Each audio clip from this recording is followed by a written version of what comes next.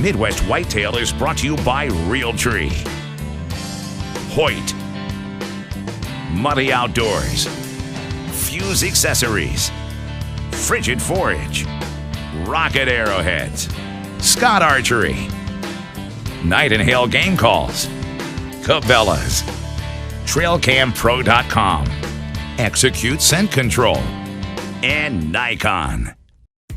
Welcome to Midwest Whitetail. On this week's episode, we've got an exciting youth hunt from southern Iowa, some fast action from northern Missouri. I'm going to pull my trail cameras and see what's going on in our farm, and we've got some youth hunting action from here. So we're going to get right to it. I hope you enjoy the show.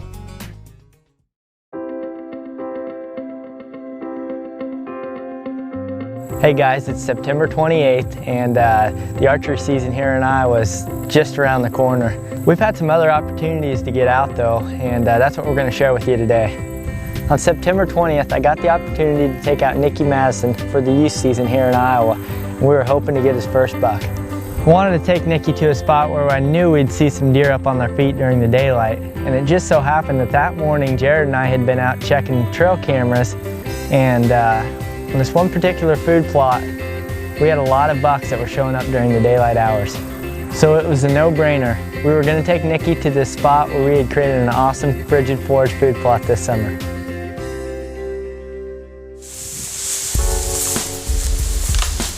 Well, we had decided on hunting that food plot, so Mike Valier and I went out that afternoon at 2 o'clock to put up a ground blind so that Nikki had a spot where he could move around a little bit more maybe than he could in the tree stand and have a better chance of getting a shot.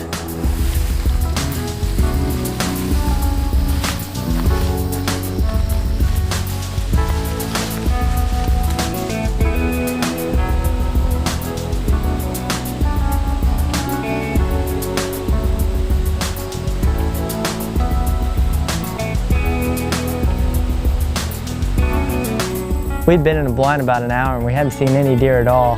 Nikki was munching on Cheez-Its, drinking Dews, hanging out. All of a sudden, Mike spotted a buck in the food plot.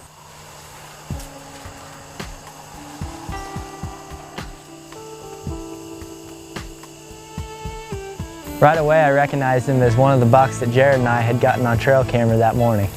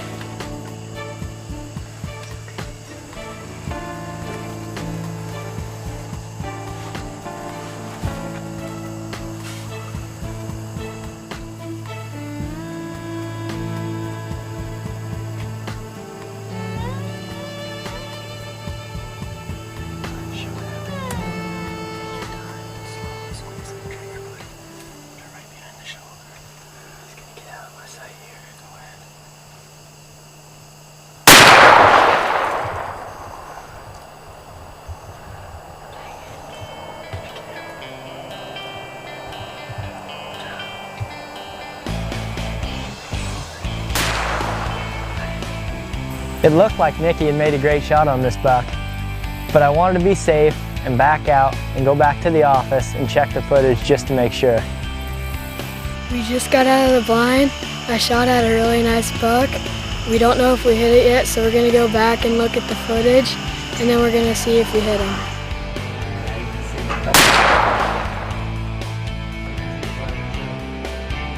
Let's bring it out. You had it, boy! Good job. That's what I'm talking about, buddy. We're definitely gonna find it, for sure. It was clear that Nikki had made a great shot. So we gathered up everybody, Nikki's dad, Nikki's brother Tyler, and we all went out to track the buck.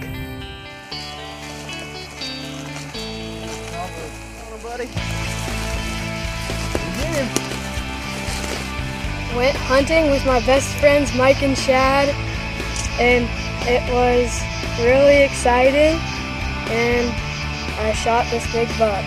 It was awesome. This is your first buck ever, isn't it? Yeah. Can't ask for much better than that. September 20th.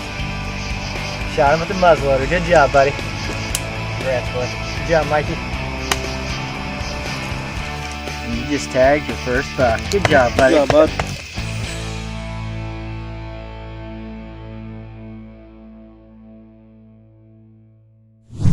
I credit the success of this hunt to the green food plot that we planted in the summer. Without that food plot, we had never been able to hunt this farm early. It had no food and it was more of a rut farm. Well, I'm standing in the food plot where Nikki shot his first buck on September 20th. And I have a feeling that's not going to be the only exciting encounter we have here this year. There are 3 things that make this plot great. First off, this food plot is plain and simple a kill plot. And what I mean by that, any deer that comes out has a very good chance of being within shooting range. With a gun, it's going to be easy to cover the whole food plot. Second key point to this field is access. We literally park 100 yards away from the field, walk through some tall grass on a mowed path right to the food plot. Between that tall grass and the leaves on the trees, that'll keep us well hidden for most of the early season. As soon as the leaves fall, there's a creek that lays just on the west side of the food plot. We can walk that all the way in and pop right into our stand. Access is definitely a key feature of the success of this field. And finally, the Big and BC Brassica blend is a perfect food source, not only because it's good all season long, but also because this farm hasn't had food planted on it in a number of years. With the combination of the green food plot and the Bushnell camera on field scan mode, it allowed us to get in there, find bucks that were moving during the daylight, and get Nikki on his first buck ever.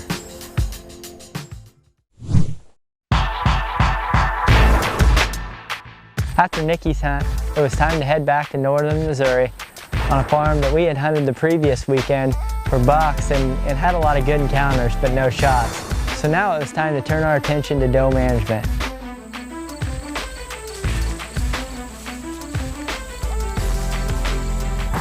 September 24th, headed into Cedar Valley. This is just an absolute killer food plot. We're headed in there, we're gonna try and shoot some does and also, just see what goes on down there. This farm has a lot of deer, and each year we try to go out and shoot as many does as we can. We choose to shoot the majority of our does during the early part of the season when they're still on their summer patterns. And this is before they've went through a whole hunting season, so they're not as educated. So it's a great time to get out there early, get a few kills under our belt, get our confidence up before the rut kicks in.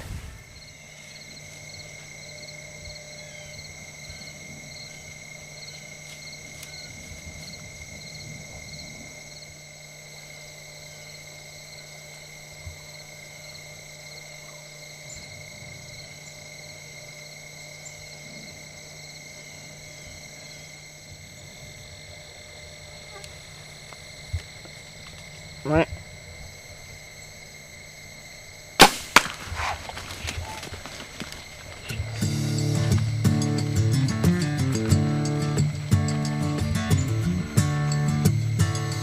Well, Doe-Fest, just doing our part.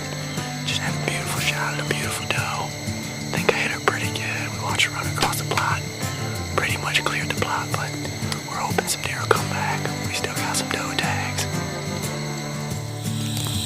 It's September 23rd and we're down here at the northern Missouri farm again. We are headed out tonight kind of in the mindset of killing does. We've got a bunch of guys hunting around the farm and we're really trying to hammer does this weekend.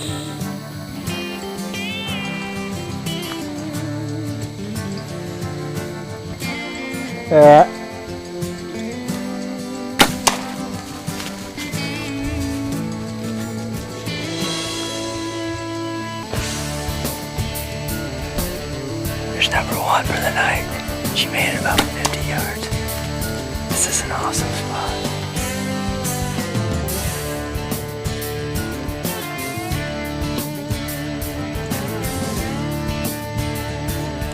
Yep.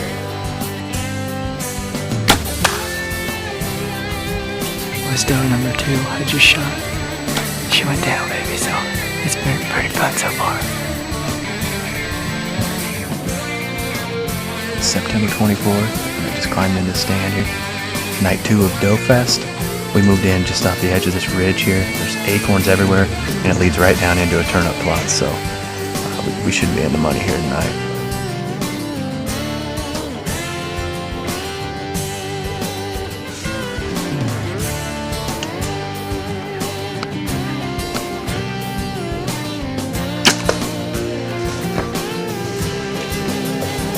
They're all over the acorns and there are deer all over us.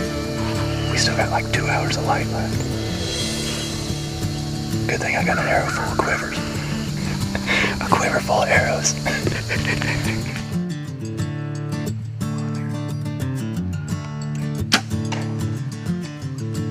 Just got to doe number 2. Got the tag on her. Gonna get her loaded up with the first doe of the night. Be great eating tonight here in northern Missouri.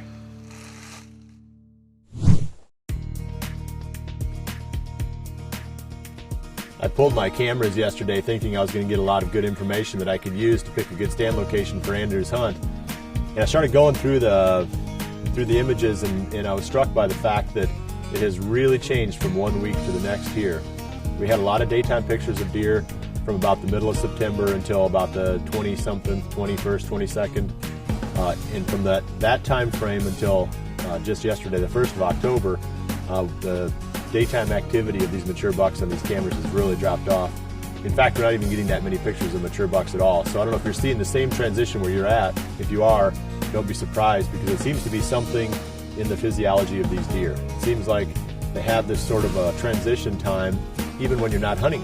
So we haven't even started hunting here, and still these deer are making this transition from daytime activity to almost entirely nocturnal.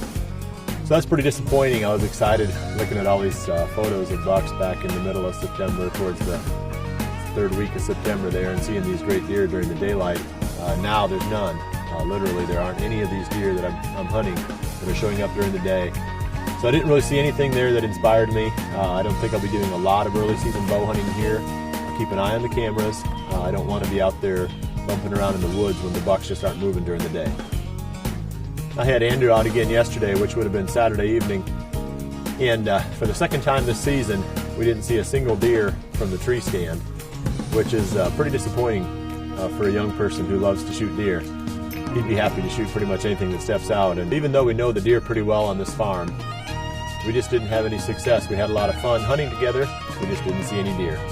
Both Jordan and Andrew still have their youth tags, which allows them to hunt any open season as long as they use the weapon that's in season for that time frame. So our next opportunity here is probably going to be the early muzzleloader season that comes in a couple of weeks. Thanks for joining us this week on Midwest Whitetail. I know we're going to have plenty of updates for you next week, and hopefully between now and then we can even bring you a kill.